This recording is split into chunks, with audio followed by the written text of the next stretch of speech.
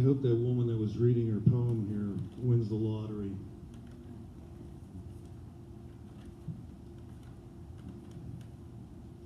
I'm going to read 2 poems. This one is called The End. The End. You're just like grass that grows through concrete, she said, draining her glass of Sauvignon Blanc. You don't belong and no one wanted you, but here you are anyway.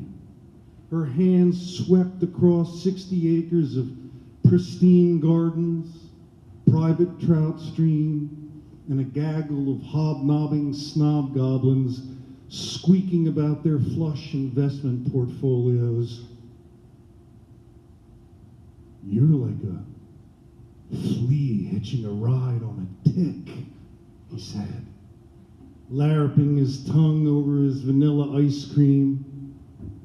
She used her thumb to wipe the corner of his lips, while deer gathered in a far, misted corner meadow, and the innkeeper played frisbee with her border collie, Pearlie. I'm really more like the scrawny bear we saw earlier up the creek, waiting until dawn to feed off the scraps of the rich. You're just not proud, she said, and that's not a bad thing. Did you mean that thing about the flea, she said? I frankly don't see myself as a flea, admiring each flower arranged in its place. Time is rented. Every tree is posted. Earth itself owned, as is the sky above it. Leaves once fallen and no longer numbered or painted anyway.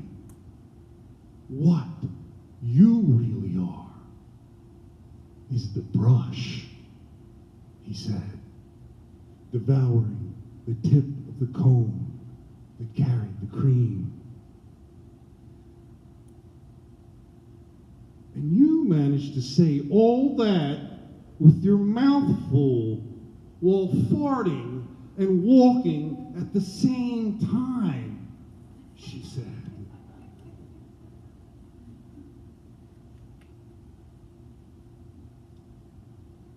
Farmhand.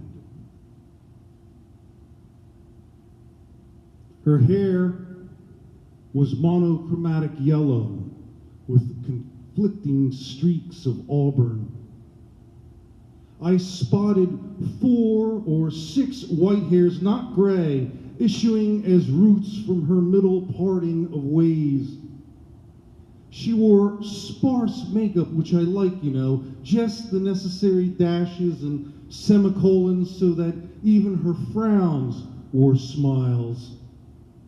I couldn't drink enough coffee nor excuse myself to the bathroom enough, and when conversation ebb-tide, I did push-ups as she cooked something slow in a big kettle over an open fire, which I fed with reluctant, smoky kindling.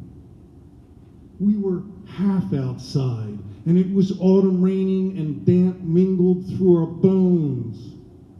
Hence the push-ups. Leaves were on the fringe of coloring books, and her cat was quite cozy. Cows rode up on the edge of her porch with presents as big as supper plates. I recall garlic and onions and potatoes from her garden. Everything was from her garden, especially the goat. I met her while catfishing. She was a natural and outcaught me by 3 to 1. She kept her many knives as sharp as bamboo accusations on bare feet. I am not accustomed to listening without a retort or a segue, and found myself on the brink of interrupting her several times. Listen to the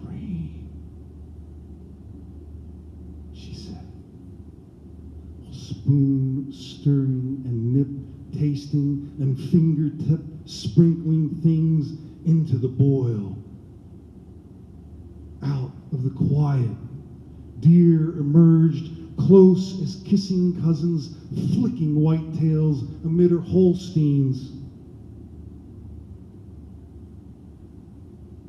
I forgot about the man I had shot on the way over,